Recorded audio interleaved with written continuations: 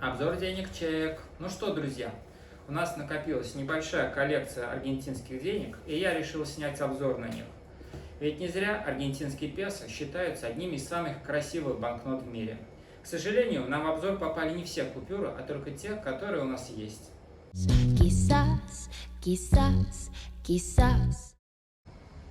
Начнем с 10 песо.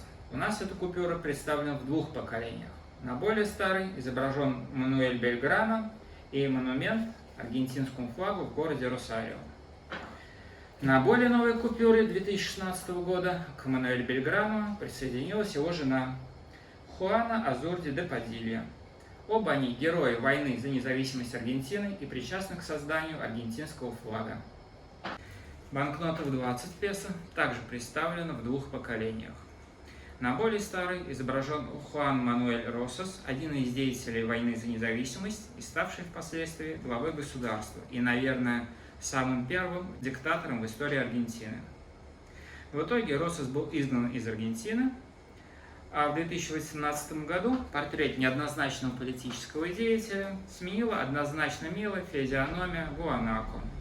Выражение лица, которое как бы нам говорит «транки», то есть «не парься». На обратной стороне изображен регион, где эти самые ламы Гуанако обитают. Это Патагония. Также в двух ипостасях у нас представлена купюра в 50 песо. Более старая версия нам рассказывает об истории Мальвинских или же Фолклендских островах.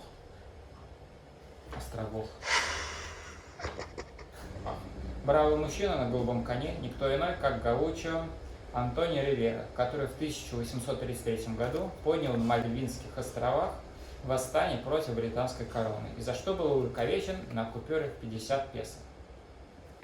Позднее его сменил более политически нейтральный, но не менее гордый Анский кондор. И его регион обитания – Анды.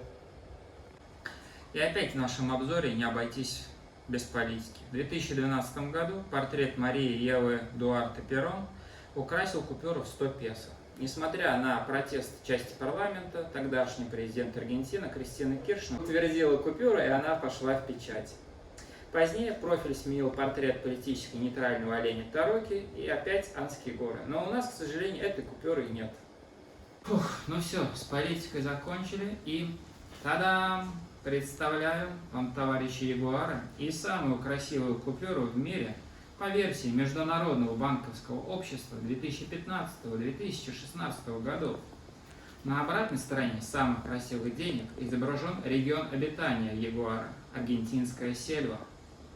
Завершает наш обзор маленькая, но очень красивая птичка рыжий горнео, украшающая купюру номиналом в 1000 песо.